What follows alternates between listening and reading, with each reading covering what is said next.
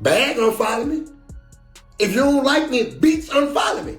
He letting it be known he don't like me. He unfollow me. Just like a bitch will when you break up with him. I ain't unfollow him though. We ain't broke up, bitch. We married. I got something for your ass. I'm gonna be your worst nightmare. Finesse2tymes just hit the streets. Fresh out, hungry, reckless. Moneybagg Yo, calm like a storm, untouchable, counting his moves. An unfollow drops, a freestyle lands, the city notices. Everyone holds their breath. One wink, one lyric, one silence. Chaos is brewing. Memphis watches. Friends smirk. Rivals sweat. Who's bluffing? Who's scared? Finesse laughs at the game. Yo's eyes say, I'm ready. And somewhere in between, somebody's about to eat smoke. To understand why this tension cuts deeper than social media drama, you need to know who Finesse2tymes is and the weight his name carries on these streets. Memphis doesn't move by accident. Every post, every gesture, every drop of energy carries weight. Moneybagg Yo built a fortress. Allies, stages, deals. The streets and suits both nod when he moves. Finesse, raw, chaotic, untamed. He laughs while the city speculates, flips the script, and dares anyone to match his pace. The tension is visible. Every glance, every mention online, every smirk or frown is a loaded gun. Memphis waits. Fans whisper. Rivals check their phones. One wrong move, and the whole city feels it. And now, the game is officially on. The situation escalated after Moneybagg Yo released a freestyle that referenced ghostwriting. The line itself was ambiguous. It did not directly name Finesse. However, media outlets and online blogs rapidly attached Finesse's name to the narrative. Once speculation gains traction, it rarely reverses itself. Shortly after the freestyle gained momentum, Finesse addressed the situation publicly. Bag unfollow me. If you don't like me, bitch, unfollow me. He letting it be known he don't like me. He unfollow me. Just like a bitch will when you break up with him. I ain't unfollow him though. We ain't broke up, bitch. We married. I got something for your ass. I'm gonna be your worst nightmare. His tone was controlled but charged. The phrase worst nightmare was not delivered recklessly. It carried implication. It suggested awareness, not confusion. It implied that whatever was unfolding behind the scenes was being recognized in real time. The most critical element of his reaction was not aggression, it was clarity.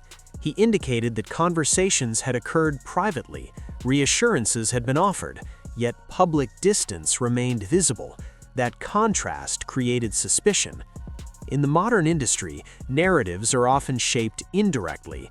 A suggestion here, a lyric there, a silence that allows interpretation to spread without correction.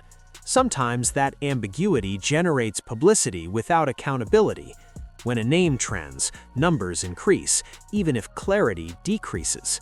If Finesse believed his name was being leveraged indirectly for momentum, his frustration becomes understandable. Reputation is currency in hip-hop. Being framed even subtly as dependent or secondary can damage long-term positioning. However, another layer complicates the narrative. Moneybagg Yo operates from a position where brand protection is paramount. Corporate partnerships do not coexist comfortably with controversy. As artists expand beyond street credibility into broader commercial spaces, their tolerance for volatility shrinks. Distancing from unpredictable energy can be a calculated survival tactic rather than a personal attack. That distinction is critical. Finesse addressed his maturity directly in a later segment of his response. They don't know him. The you think I'm dumb? He ain't know that though, did you? You thought I was the same dumb bitch from back in the days, did you? I'm smarter than that now. And I ain't going back to jail. And I ain't gonna let y'all kill me. I ain't green. Know what the going on now? I ain't 25 no more. I ain't even talking about you. I'm talking about any right now. I'm speaking from a whole nother universe. The significance of this statement cannot be understated. He referenced growth, he referenced awareness, he emphasized that he is no longer reacting from a younger mindset. That positioning reframes the narrative entirely. This is not impulsive aggression, it is strategic resistance. There is psychological tension embedded within this dynamic. Moneybagg Yo represents structure, stability, established hierarchy. Finesse2tymes represents volatility, reinvention, a hunger that has not yet been satisfied by long-term security. When structure senses volatility, it often creates distance. When volatility senses exclusion, it often escalates visibility. This is not merely about two artists, it is about access. Access to collaborations, access to stages, access to rooms where alliances are solidified. Finesse's implication that he was intentionally sidelined introduces the concept of blackballing, whether explicit or subtle. Blackballing in modern hip-hop does not always appear as formal industry bans. It can manifest as missed calls, unreturned texts, exclusion from group projects, quiet withdrawal of support. No public documentation confirms such actions occurred. However, perception often shapes reality more powerfully than confirmation. Moneybagg Yo's silence adds another dimension. Silence from a powerful position can signal confidence. It can also signal strategic detachment. Responding to every accusation risks legitimizing it. Ignoring it risks allowing it to grow unchecked. This creates a tension vacuum, and vacuums pull attention. Memphis historically has not been immune to internal fractures. Competition for dominance within a single city intensifies pressure. When two artists with overlapping audiences experience visible tension, observers instinctively frame it as a battle for positioning. However, the conflict does not appear to revolve around lyrical supremacy. It revolves around respect and narrative control. Respect within hip-hop is layered. It involves acknowledgement, support, and public solidarity. If one artist feels his loyalty was not reciprocated, the response can be emotionally charged, even if strategic logic explains the separation. Finesse's frustration suggests that expectation existed. Perhaps he anticipated collaboration. Perhaps he expected visible endorsement upon his release. When those expectations were unmet, disappointment may have transformed into suspicion.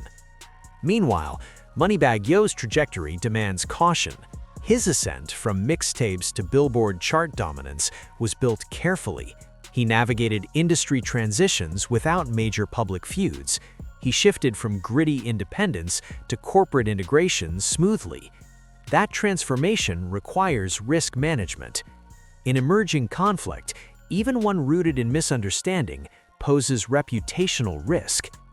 The broader hip-hop ecosystem also influences behavior. Artists tied to major distribution agreements are frequently advised to minimize controversy. Investors and corporate stakeholders prefer predictability. Public disputes create unpredictable outcomes. From this perspective, distancing becomes understandable. From Finesse's perspective, distancing can appear dismissive. These perspectives are not mutually exclusive, they simply collide. Another element intensifies the situation: timing. Finesse returned to music with momentum, viral moments, strong engagement, a narrative of redemption. At the same time, Moneybagg Yo maintained his established dominance. When two narratives intersect, one rising, one stabilized, comparison becomes inevitable. Comparison breeds competition. Competition breeds paranoia. Paranoia breeds defensive behavior. Whether either artist consciously intended conflict is almost secondary. The perception of rivalry now exists publicly. Once perception exists, it shapes fan dialogue, media framing, and future collaborations. There is also an emotional undercurrent that cannot be ignored. In cities with tight industry circles, alliances are personal as well as professional. When perceived loyalty fractures, the reaction feels personal, even if the decision was corporate. Finesse's reference to wisdom learned during incarceration suggests restraint. It signals that he recognizes the consequences of escalation. Yet restraint does not eliminate tension, it redirects it. The risk moving forward lies in interpretation. If supporters interpret silence as arrogance, pressure may mount for a response. If supporters interpret outspokenness as desperation, credibility could suffer. Public opinion can tilt rapidly. One crucial factor remains unverified: intent. Did Moneybagg Yo deliberately signal separation to protect his brand?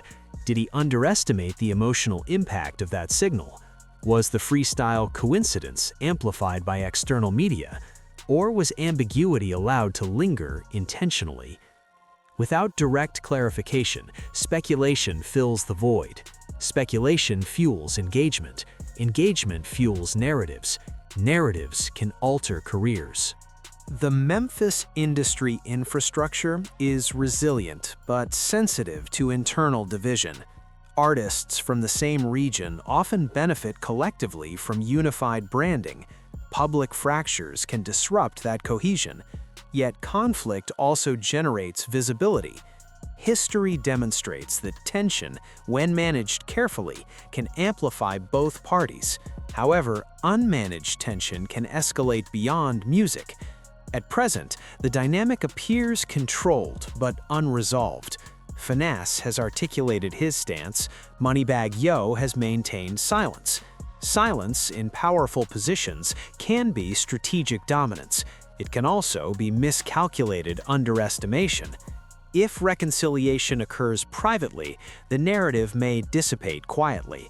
If tension resurfaces publicly, the stakes increase. The most revealing aspect of this situation is not the initial unfollow, nor the freestyle lyric. It is the reaction. Reactions reveal expectations. Expectations reveal perceived promises. Perceived promises reveal underlying relationships. Something shifted. That much is undeniable. Whether the shift represents permanent fracture or temporary miscommunication remains uncertain. What is certain is that both artists now occupy distinct lanes. One controls an established empire aligned with corporate systems. The other controls a narrative fueled by raw authenticity and emotional transparency. In hip-hop, authenticity commands loyalty. Structure commands longevity. When authenticity challenges structure, outcomes are unpredictable. The future trajectory of this dynamic will depend largely on restraint. Strategic silence may preserve hierarchy. Strategic dialogue may restore alignment. Strategic escalation could transform tension into direct competition. For observers, the question is not simply who is right or wrong. It is whether power consolidation inevitably requires emotional detachment, and whether rising artists interpret that detachment as betrayal. The situation illustrates a broader industry reality. As artists evolve into institutions, personal bonds often become secondary to business calculations. Those calculations can feel cold to those still operating from instinct and hunger. At its core, this is a clash between security and ambition. Security protects what has been built. Ambition challenges what appears inaccessible. Neither force is inherently malicious, yet when they collide publicly, interpretation becomes unavoidable. The silence remains, the statements remain, the city watches.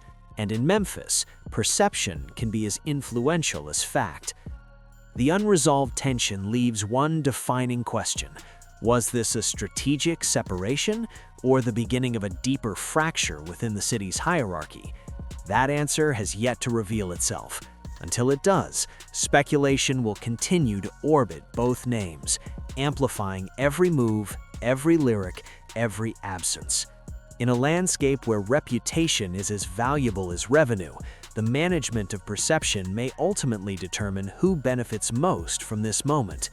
The balance between power and pride is delicate. When either feels threatened, response becomes inevitable. For now, the industry observes quietly. and Memphis waits.